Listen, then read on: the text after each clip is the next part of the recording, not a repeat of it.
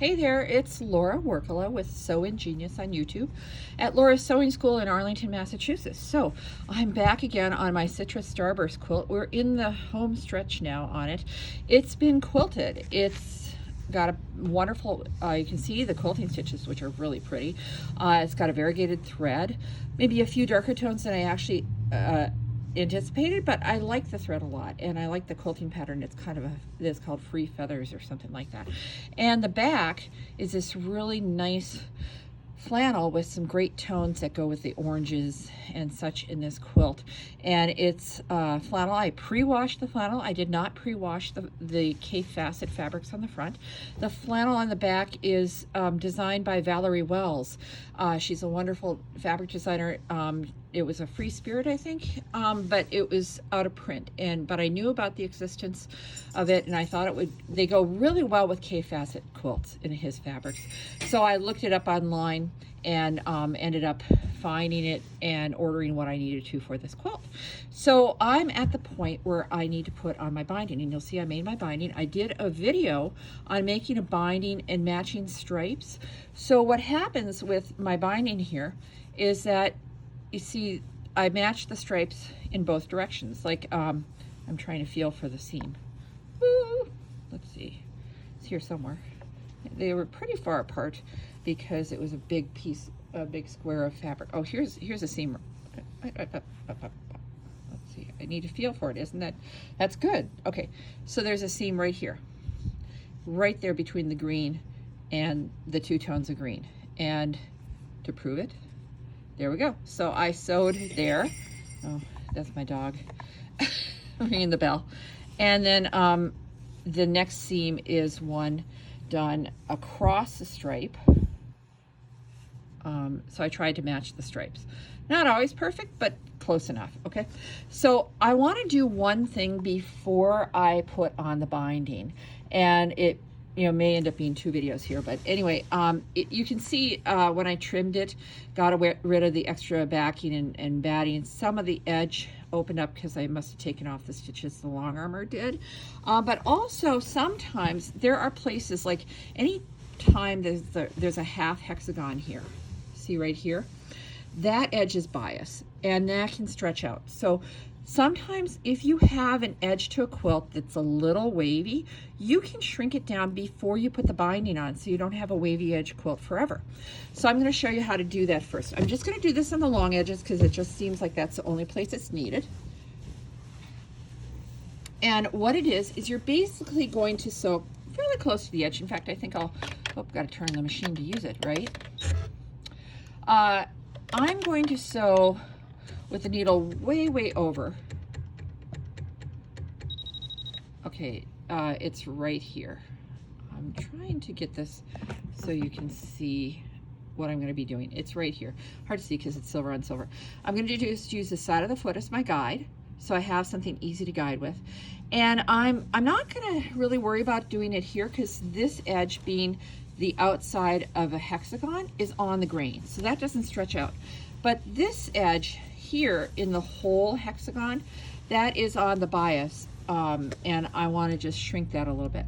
So I'm going to put this here, and the way you do that is there are a couple ways you could do it. Sure, you could put in a basting stitch and pull on it, but I just don't see that working really well with the thickness of a quilt. And so what I'm going to do, and I'm looking for something, sometimes you can use something like a point turner, or you can use a sewing gauge, or just your finger. What you're going to do is you're going to put your finger in the back. Let's see if I can get that.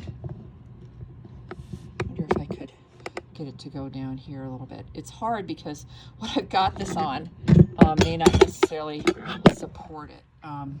Maybe I can do that. Let's see. Okay, I'm going to put my finger back here to push against there. I'm going to take a little fold of fabric, push it against there, okay?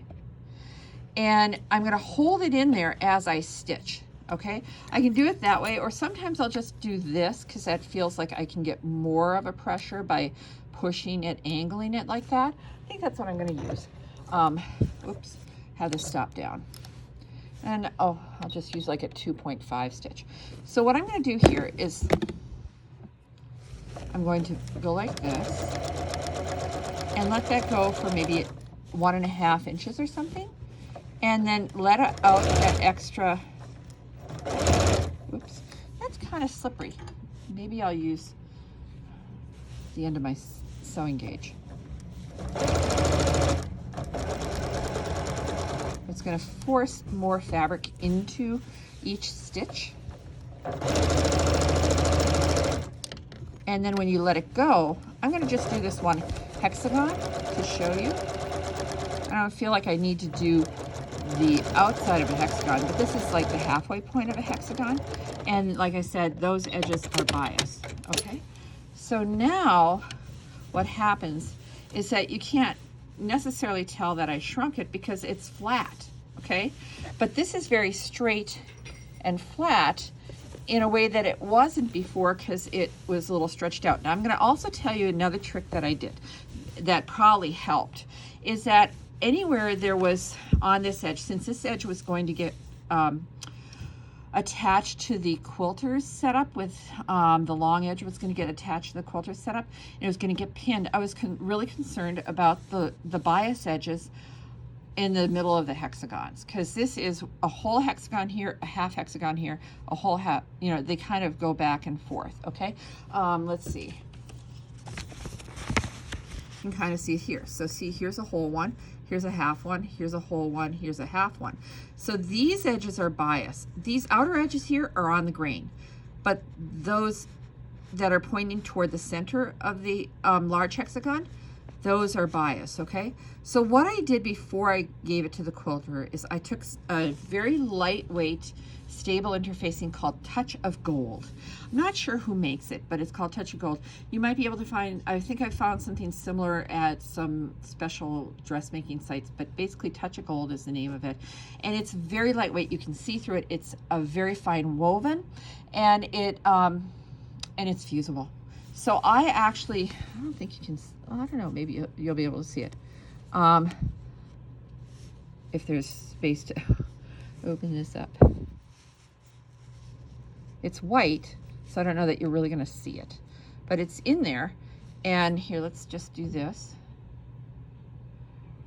You see it, you can see through it. It's actually white, but I put it on there with the lengthwise gradient going this way so that on these edges, it would keep them from stretching.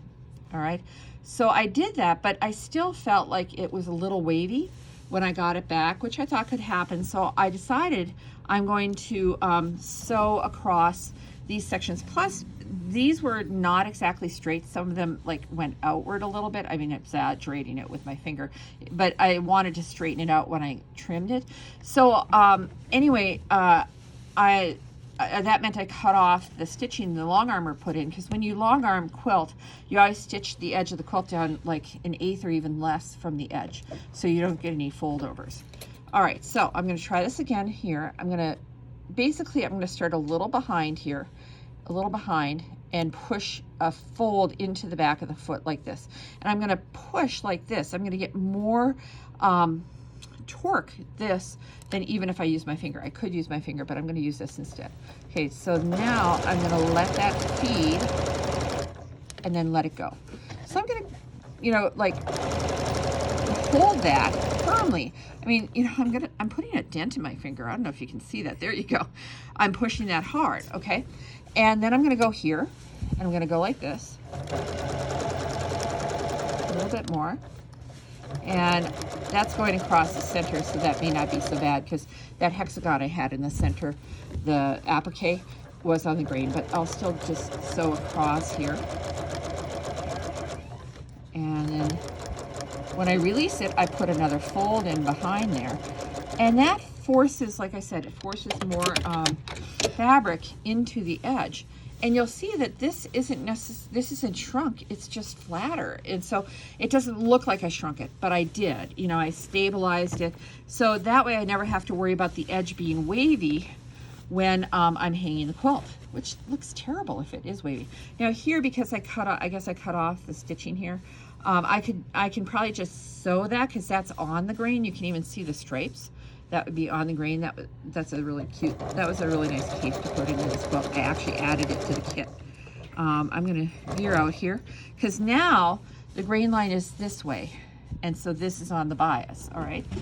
When I sewed all of these wedges together, I sewed from the wide to the narrow when I was sewing on the bias because it stretches less. I didn't say that in one of those videos when I was doing that, so I just thought I'd mention it now. Of course, if you're this far, you probably already put together your wedges. Okay, again, I'm going to start a little behind and push forward and hold that there, and maybe go an inch and a half, then release it. Okay, then I'm going to grab this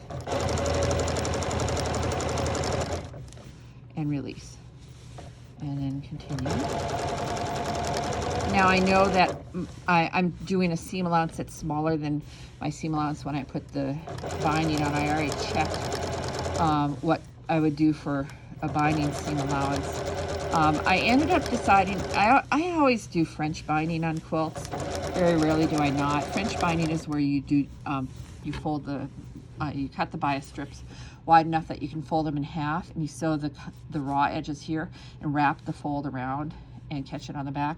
The fabric for that green stripe, is a shot cotton, so I really definitely want to have a double binding for strength.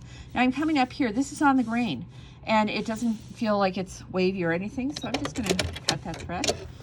My machine is always louder on the video than it really is in person, you know, so trust that I do take care of my machine. It's not okay, this is straight, but I'm just trying to have those edges together. Okay, now this I think is the last one. That's the last one on this side. So I'm gonna put this in back, do about an inch and a half, let it go, stop, put a little fold in there, about an inch and a half, let it go.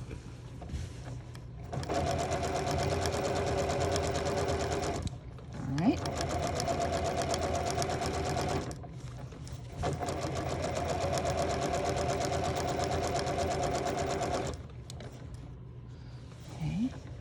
Almost there. That's the threads showing here. Don't know where they came from. Of course, I have threads everywhere. I have threads on my dogs. They're like little dust mops. Oh my God. Okay, so that's good because this is laying really flat and it's on the grain. So I'm not going to bother doing that there, you know. But look at that, doesn't look like I shrunk it. It looks like it's laying flat. See how flat that is? And you know, plus the fact that I did end up cutting away a little bit of the stitching, hold it together in order to cut that straight. It was a good reason to re-sew that. So I'm going to do that to the other side, and then I'm going to go ahead and start putting binding on. So I'll do another video about that. Thanks.